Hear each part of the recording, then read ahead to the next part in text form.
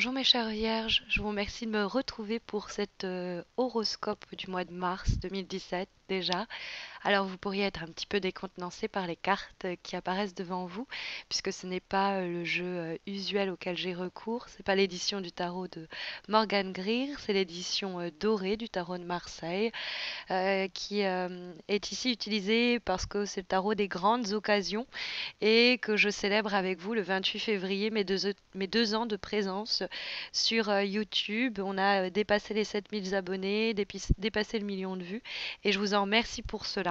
Et d'ailleurs, pour vous remercier comme il se doit, sachez que j'organise ce mois-ci un concours qui ne permet pas de remporter un tirage, mais deux. Il y aura donc deux gagnants ce mois-ci pour remporter un tirage un peu plus enrichi que celui-ci. Et donc ça se passe sur Facebook, je vous invite à m'y rejoindre.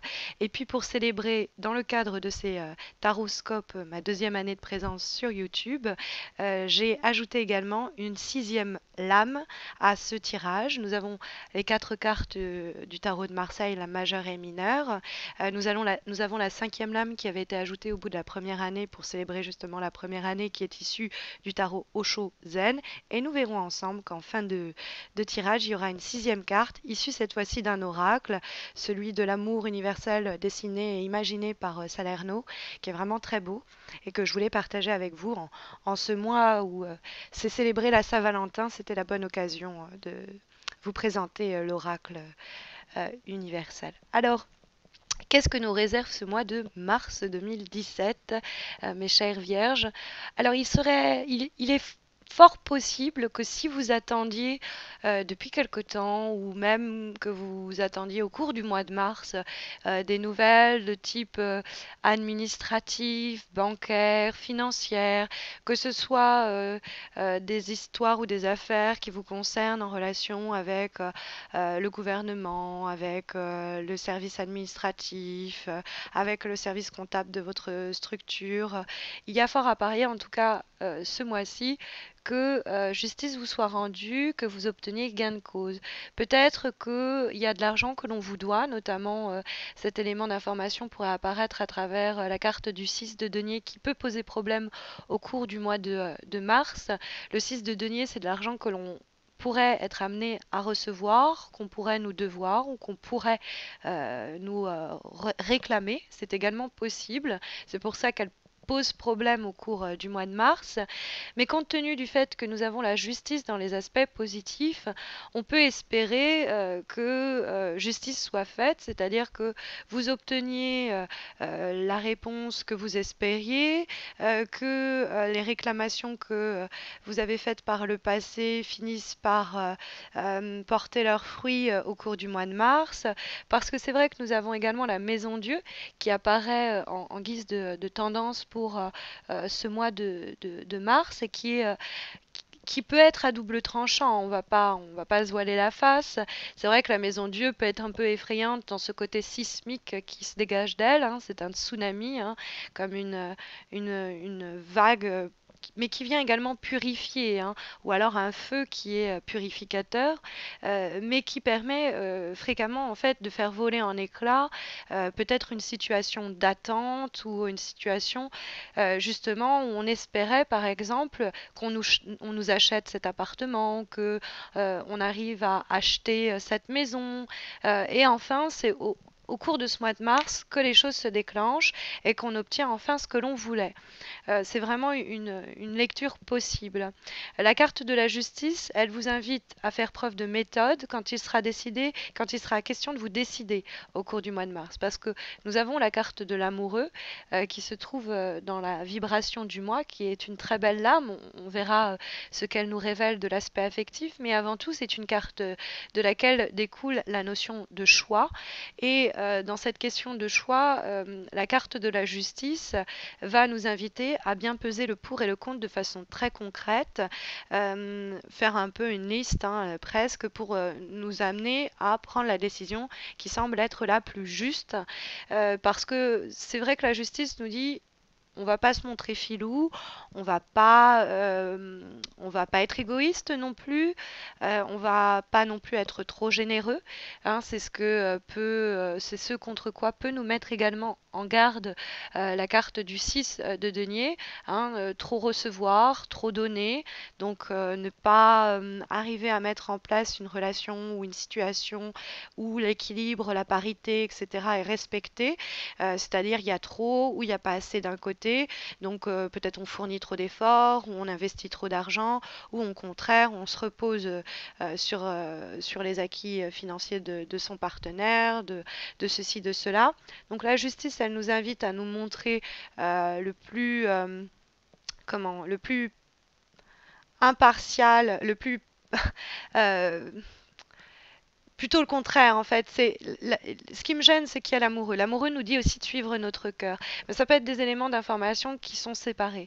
Par exemple, la carte de la justice, elle pourrait nous dire, euh, avec le 6 de denier comme elle discute, que vous allez enfin avoir une situation qui va se débloquer sur un plan matériel, économique ou financier, que vous êtes en passe d'obtenir un accord, de signer un contrat qui va vous apporter plus de stabilité.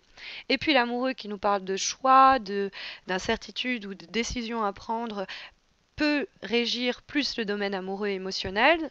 Ça peut être aussi la famille, les amis.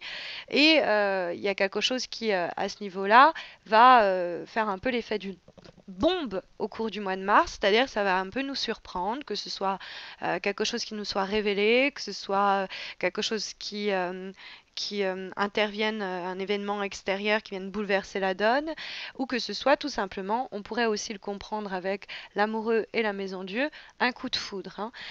Parce que la carte de l'amoureux, bah oui, hein, c'est l'aspect affectif, et que on peut voir dans cette alliance de l'âme majeure, l'amoureux, la maison Dieu, la justice, l'idée qu'il y a un potentiel pour une relation, une rencontre peut-être un peu foudroyante, une rencontre dans laquelle néanmoins, si on peut sentir de la passion, du désir, on reste dans les premiers temps, mais qui a un potentiel pour se stabiliser ou qui nous offre une forme de stabilité.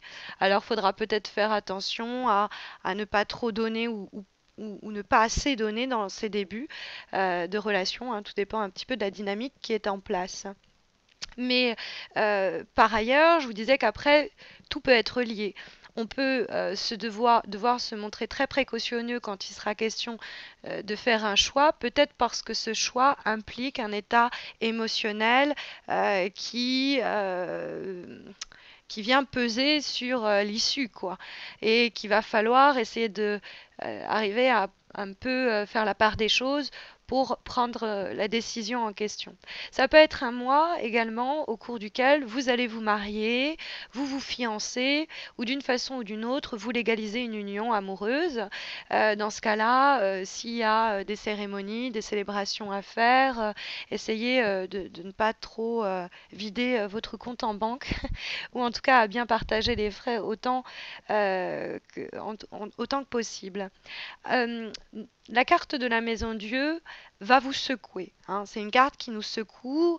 Elle peut faire écho à une bouteille de champagne que l'on va sabrer. Ah, enfin, on a eu l'accord que l'on souhaitait. Ah, enfin, on est débarrassé de ce procès ou cet embroglio administratif et enfin voilà, et c'est ouf, grand soulagement. Et puis on peut à partir de là, fréquemment avec la Maison Dieu, euh, arriver quand je vous parlais de feu purificateur, c'est parce que souvent c'est quelque chose qui s'effondre de notre vie telle qu'on la connaissait, telle qu'elle était, telle qu'elle nous assurait une stabilité, mais c'est pour en trouver une autre, hein, de stabilité, vous inquiétez pas. Donc c'est souvent quelque chose peut-être qui était en train de s'effondrer, se fissurer, et on va faire tabula rasa, table rase, on va permettre de laisser place nette à quelque chose d'autre. Donc même s'il y a quelque chose qui vous tombe dessus ce mois-ci et vous avez l'impression que le ciel vous tombe sur la tête, c'est pour un mieux. De toute manière, c'est quelque chose fréquemment qui est qui est inévitable, hein. C'est quelque chose d'assez cataclysmique, mais qui est fréquemment catalyseur d'évolution, de progression, et c'est pour le mieux. Après, ça peut être une rencontre qui vient bousculer les choses, accélérer les choses, et qui va vous être favorable. Il y a l'idée en tout cas de s'inscrire, l'amoureux, il y a quand même le partage, le rapport aux autres. Le 6 de denier nous inclut aussi dans un rapport aussi aux autres. Et l'idée de collectivité est également inscrite par la cinquième lame que nous avons, qui est la carte issue du tarot Chosen, relecture des lames majeures et mineures du tarot de Marseille de façon un peu plus transcendantale, philosophique, spirituelle, qui est là pour vous apporter une guidance.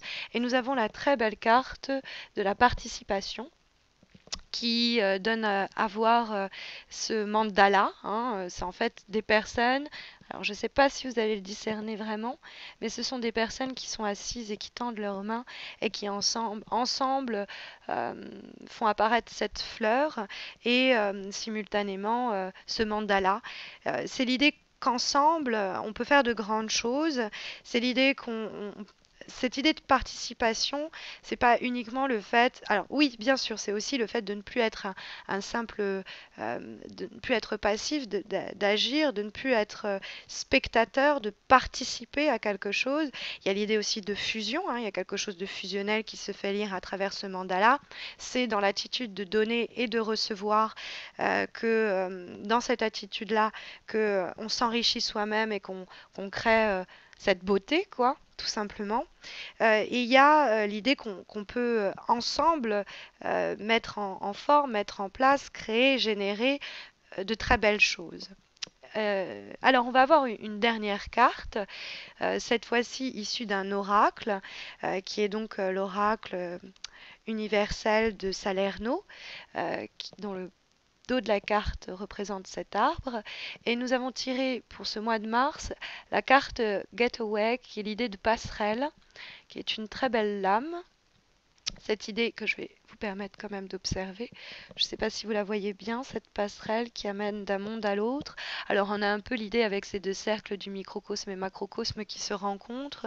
C'est effectivement cette carte porte effectivement en elle l'idée d'un nouveau chapitre dans notre vie qui est en train de s'ouvrir parce que un nouveau chapitre, un ancien chapitre est en train de se terminer. Donc c'est cette idée de passerelle, c'est l'idée des cycles, c'est l'idée que on est dans une phase certainement intermédiaire. C'est pour ça peut-être qu'elle nous secoue, parce qu'elle génère peut-être de l'adrénaline, peut-être parce qu'elle est explosive, parce que c'est quelque chose qu'on espérait ou qu'on attendait et que on est un peu fébrile sur cette passerelle. Mais néanmoins, c'est une carte qui nous propulse, qui nous projette, qui nous pousse à achever, à aller au bout de ce chemin qu'on avait emprunté, mais en vue en passant cette passerelle, euh, nous guider vers quelque chose de plus stable, hein, qui viendra être plus stable. Là, c'est l'étape intermédiaire qui peut être un peu perturbante parce qu'elle peut un peu nous secouer. Mais écoutez, c'est pas grave, ça secoue un peu dans tous les sens, mais vous arrivez à bon port hein, avec la carte de la passerelle. C'est quelque chose qui vous guide, hein. Alors peut-être qu'il vous guide tous ensemble, cette collectivité qu'on a vu apparaître à travers la carte de la participation. Ça peut être cette relation amoureuse, mais quoi qu'il en soit, c'est explosif. Accueillez à bras ouverts ces transformations, ces changements, ces perturbations, puisque elles amènent de la nouveauté avec elles. Voilà, j'espère que ça saura vous guider au cours du mois de mars. Si vous avez une problématique plus précise sur laquelle vous souhaitez être orienté, bah, venez participer au concours du mois de mars. Deux heureux élus auront le droit d'être un peu plus orientés grâce à un tirage plus enrichi que celui-ci. N'hésitez pas non plus à vous abonner à ma chaîne YouTube si ce n'est pas encore fait. Quand on dépassera les 10 000 abonnés, on célébrera cela comme il se doit. Je vous prépare un petit événement que je pense vous saurez apprécier. Voilà, je vous retrouve eh bien à la fin du mois de mars pour les horoscopes du mois d'avril. D'ici là, portez-vous bien.